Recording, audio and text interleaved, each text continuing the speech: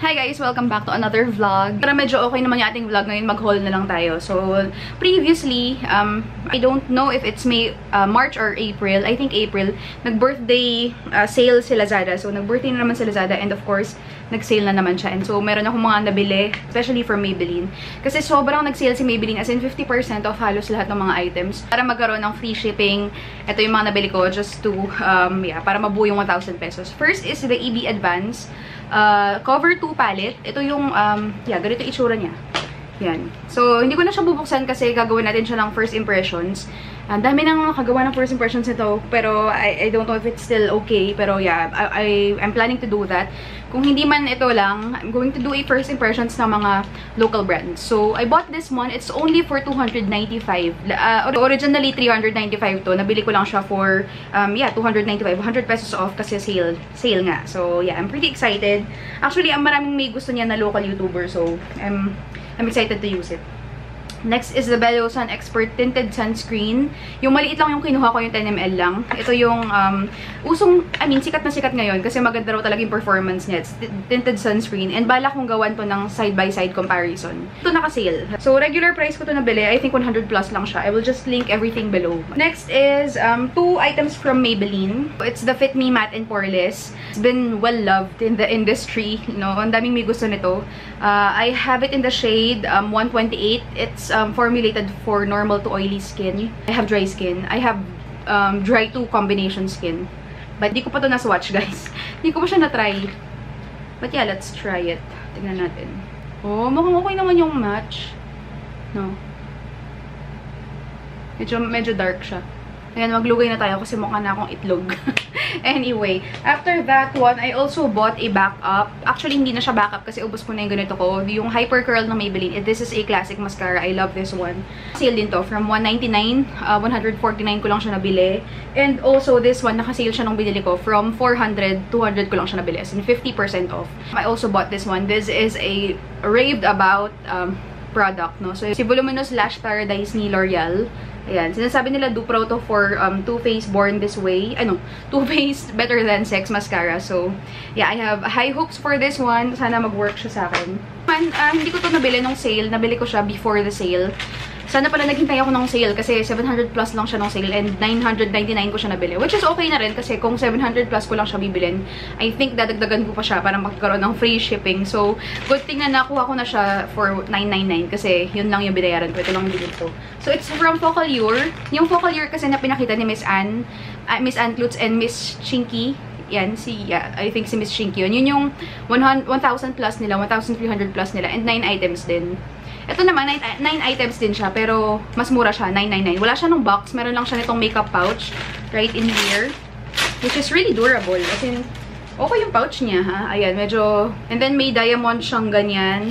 Yeah, I really like this pouch. It's see-through, so nakikita mo yung laman ng bag mo, and it's elegant looking. Ayan. You will also get here a 9-item product, and okay rin siya for a full face first impressions. Eyeshadow right here. Ayan, hindi ko na muna bubuksan, no, kasi gagawin ko siya ng first impressions. But yeah, I think merong matte black and merong transition shade na brown, and then all the rest medyo neutral siya. Next one is this one right here. Ang ganda na packaging niya kasi it just defines para saan siya. So this one is this actually is for the brows, pero nakalagay is eyes. Like here, mascara, nakalagay. Ito naman for the lips. So, nakalagay kung para saan siya. It's really sleek. It's just all black and gray. So, yeah. Ito for the brows. Ito yung kanyang shades. Na kung parang grayish masyado. Ang problema lang daw sa curated set nila, hindi ka makakapili ng shade. As in, yun na yung shade. Kung ano na yung ilalagay nila, yun na yung shade na meron ka. Next is a mascara. Right here. Meron din siyang kasamang conventional lipstick. Like yung lipstick na The Tube. Ayan. I think dun kay Miss Ann Klutz, meron siyang liquid lipstick, if I'm not mistaken. So, dito lipstick lang. We also get something for the eyes. Eyeliner naman to. This one is for the face. And this is in the shade Gold. 02 Gold. And this is a highlighter. Highlighter and contour. Loose powder. The shade 02. Ayan, oil-free setting powder. Something for another for the face. And it's the 05 Baked Blush. 999 pesos lang yan sa kanyang regular price. Item from L'Oreal, micellar water. Pero kakaiba siya kasi makeup removing micellar water. As in, Meron siyang oil. Ayan, oil and water separation right in there. I got some lashes from Miniso. Yeah. It's the eyelash curly. Ito, yung natural. Ganyan yung itsura niya. Mas ano siya, mas volumized kesa sa normal na nabibili sa Divisoria na lashes. Mas maraming volume ito, which is nice. Kasi ito yung gusto ko kapag dating sa mga fake eyelashes. Gusto ko nang talagang nakakaganda ng eye look. Really natural looking lashes right here. Sobrang haba niya. Let me try to open it. Tawag dito is yung corner lengthening eyelashes. Ayan. Na to, mas mahaba siya dito. Kaya siguro siya corner lengthening. And then mas maiksi siya right in there. Parang ganun din nung ano, kagaya nung isa. And this one really feels like real hair. And then I got here something from Watson naman. Steam eye mask. Previously, nag-post ako sa IG ng ano naman, yung ano ba, chamomile scented. Parang something like that. Chamomile ginger scented. Ang bango nun, guys. It's really relaxing. Natry na namin ni M tong product na to. But I want to do a review on this one. So, yeah. This one is another product. Very interesting. So, yung Deep Purifying Black 02 or Oxygen Bubble Mask. So, bubble mask siya. Yung mask na kapag nilagay mo, magsa-start siyang mag-bubble up. And it's in charcoal. Yeah. This one is a backup. So, si Make It Last Setting Spray ni Melanie. Nag-sale siya dun sa Shopee shop. Dun sa pinihan ko sa Shopee. So, nag-sale siya dun, kaya ginwrap ko na siya. Kasi, ang mamahal nito, guys.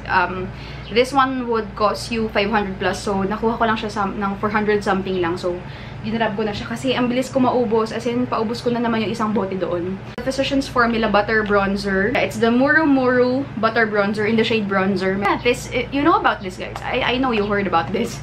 So, naamoy ko siya. Super bango. And then, another one is the RCMA, the original no color powder. Yeah. Yun yung mga na-haul ko. So, yun yung mga na-accumulate nating products, guys. Yeah, I will continue this vlog until Sunday para naman may kabuluhan tong vlog natin. Naku, nakalimutan kong isama. Bumili rin ako ng Stila Glitter and Glow Magnificent Metals. Yeah. In the shade Kitten Karma. So, yung shade na to ay sikat na sikat. Teka, tignan natin. Just a neutral rose gold shade. Perception Palette by Colourpop. Focus. Ito yung collaboration with Shayla. I'm sure nakita nyo na to. Ang ganda-ganda ng packaging niya. And then, this is what the palette looks like. It's even gorgeous. Ayan. I'd say na mas favorite ko yung packaging ng kay Kathleen. Pero this is a close second.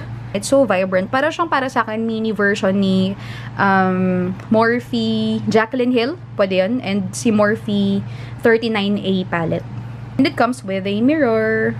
Hi guys! It's a, Thursday. And get ready with me in the morning tayo. So lately, my skin has been really dry. As in, sobrang dry lately ng skin ko. Kaya ginagamit ko tong primer, isang oil. Using this all over my face. Ayan. Especially yung aking chin. Ayan, chin and yung nose area. Kaya wala akong, ang dami kong hinol na foundation for review. Kaso hindi ko sila ma-review kasi nga, ganyan yung aking skin lately. So, after that, I'm using a regular primer. So, after ng oil, para mawala yung pagkalagkit ng oil talaga sa face ko. Kasi yung ginagamit ko. And then, I don't use foundation kasi walang mag-work na foundation dahil nga sa dry patches ko. And then, after that, after I prime, yun na, I put on powder. I'm using this up. It's the face blur. Dineclutter ko na to. Kaso, sabi ko, sino pang tatanggap niyan kung pamamigay ko kasi sobrang konti na lang niya. So, I'm trying to use it up. And a powder while I'm watching. Yan, using this one. I'm watching my favorite YouTubers. Actually, kaharap ko lang itong aking face brush na ginagamit on a daily basis. I'm going to use BLK Cosmetics All Day Matte Powder. Hit pan already kahapon. Ayan. So, just apply this all over. Hindi ako gumagamit ng foundation. Again, walang mag-work na foundation sa aking dry skin. I need to step up my skincare routine. For blush, I'm just going to use my Hourglass palette. I'm going to mix both this one. It's Mood Exposure and Luminous Flush. Usually apply a lip and cheek tint. And also my brows. I'm also doing my brows. So, I applied my kilay already. And this is my scent. Ito yung ginagamit kong pabango. It's the Midnight Romance. Ito siya. Super bango. Super sophisticated ng amoy. It's perfect. This is what I use for my underarm. It's the Virgin Dio Mamala. Yeah, this is really effective. Nakakatuwa. Meron akong tripod. Bumili ako ng tripod. Ito ang hawak. Wait. I'm going to show you guys what I'm talking about. This one right here. Meron na ako, guys. Ayan, nagregalo sa akin to ni M. Sobrang dali mag-vlog kapag pala ganito, no? So, binigyan ako ni M nito. Niregaluhan niya ako. Binili ko to sa Shopee. I will just link the shop below. And yeah, gagamitin nga natin. Ayan. He gave me 4. Ang gamit ko ngayon yung large. So, 3 yung size na binili ko. Diba? Ang visual lang. Meron ako, ito yung large. Yan, ito yung large. Wait, at meron din akong small para travel friendly. Nakakatawa, ito yung small. Ganyan lang siya kalit. Maliit lang siya. So, it's perfect for, you know, just super handy. And, yan, ito yung size niya. Yan, silang 3. And yung gamit ko ngayon is bumili ako ng 2 large kasi alam ko, for sure, ito yung super magagamit ko yung large. And medyo nag-freak out ako kasi medyo malaki siya. Ito, if you can see, guys. Compared sa medium, like this one, ang kailangan ko kasi yung ganito lang kaliit. Akala ko hindi siya magkakasya. Yun pala, iikot mo lang to. Ayan. Tatanggalin mo lang yung small knob right here and then, ayun, magiging maliit na rin siya. Akala ko noong una, hindi ko siya magagamit. Bala ko na talaga siyang i-refund. Meron pa siyang kasama yung mga ganito. Yung pang cellphone, like this one right here. Ayan. Kakauwi ko lang from office, naka-bathrobe na naman ako. Medyo maaga-aga akong umuwi ngayon kasi meron lang kaming training. Sobrang init, kaya lagi ako naka-bathrobe. Ayan, kasi sobrang init. So, lang ang pangit ng lighting dito. Ayan. Ang ganda ng may tripod. Ganyan yung kwarto ko, oh. Sobrang daming gamit. May mga PR dyan. May brushes ako right there. And then, doon naman, nakasabit pa yung tuwalya ko doon. Aayusin ko lahat yan, pati yung aking bed na sobrang gulo. So, ayusin ko lahat yan today.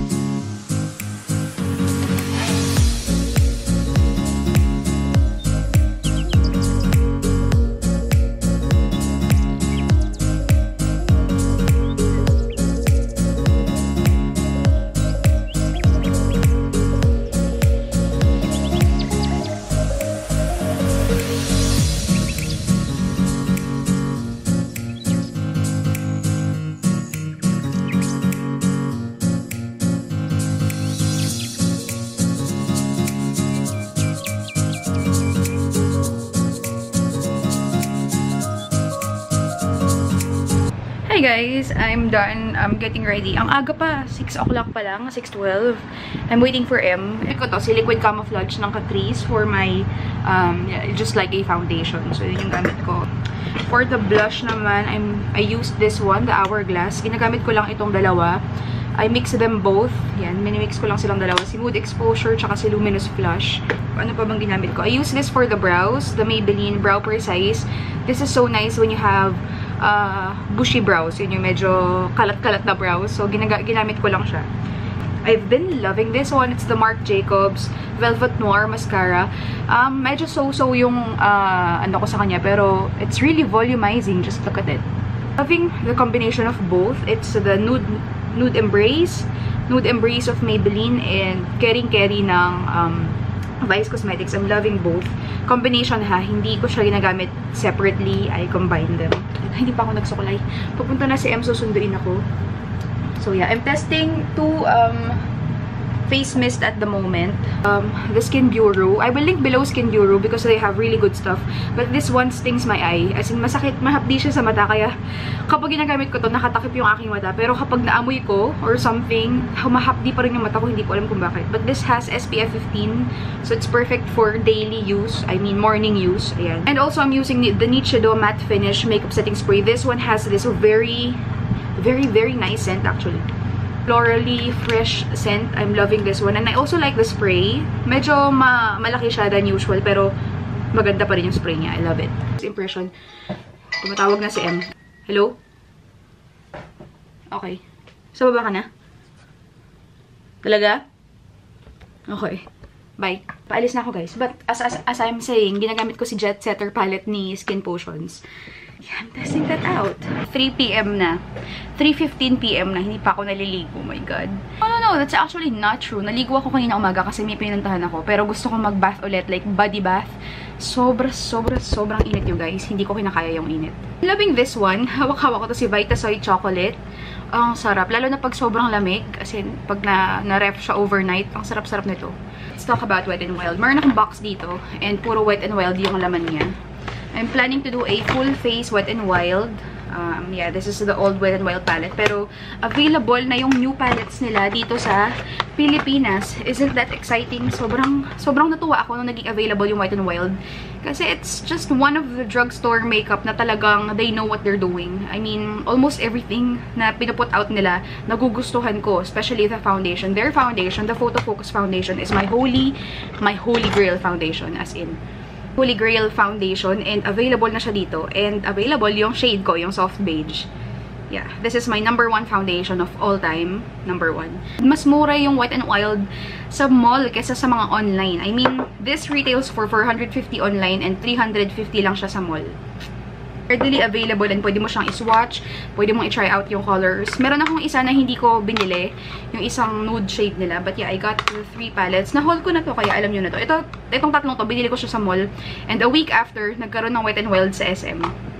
Also, this color icon na blushes, yung rosé champagne and yung apricot in the middle, nakita ko na siya doon sa counter. And sobrang haba ng pencil nila. As in, mahaba yung pencil nila. Hindi to exactly ganito. Pero usually, ganito kasing kahahaba lang yung pencil nila. And yung kanila, sobrang haba. Yeah, this is a nude lip liner na binili ko din. Ito, ginamit ko na hindi na siya first impressions and I love it. This is their kohl liner. Yeah, kohl eyeliner. Sobrang haba niya. Tignan niyo yung size, oh. Ay, nakahaba niya. And they're worth 79 pesos. The nude one. Kasi meron ako nung NYX na white and hindi siya effective to brighten up your under eye. Mukha ka lang robot kapag nilalagay ko yun sa under eye ko. So, I bought the nude one. Liquid Catsuit. Yeah. Para siyang dupe ng Stila Magnificent Glitters. Glitter and Glow. Something. Yun. Para siyang dupe nun. I also have a setting spray. Favorite ko yung mga setting spray. I mean, na-excite ako pagdating sa setting spray. I love trying out new setting spray. So, I bought the matte one. Meron sila ng natural finish. Parang dewy finish. Hindi ko na kinuha yun. Kasi kinuha ko, primer is yung dewy luminous primer nila. Got this one, a mascara. Also, their concealer to complete my Photo Focus collection. Kasi meron ako nitong foundation. Meron din ako nung powder, which is one of my holy grails too.